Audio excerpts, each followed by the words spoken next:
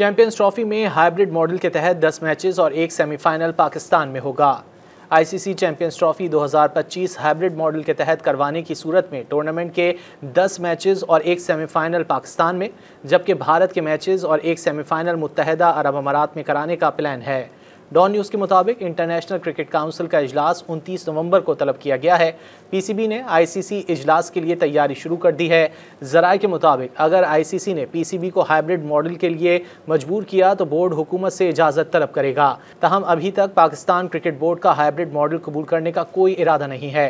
ज़राए का कहना है कि भारतीय cricket board BCCI Jay Shah की आईसीसी में एंट्री से कबल तनाज़े का हल चाहता है, जिसके लिए आईसीसी ने चैंपियंस ट्रॉफी के हवाले से बोर्ड मीटिंग 29 नवंबर को तलब कर रखी है।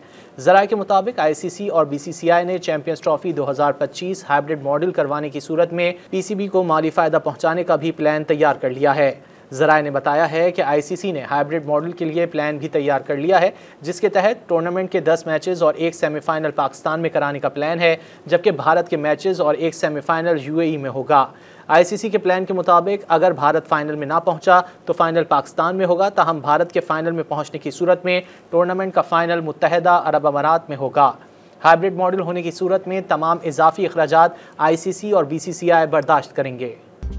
मज़ीद न्यूज़ अपडेट्स और डिजिटल स्टोरीज के लिए सब्सक्राइब करें डॉन न्यूज़ पाकिस्तान।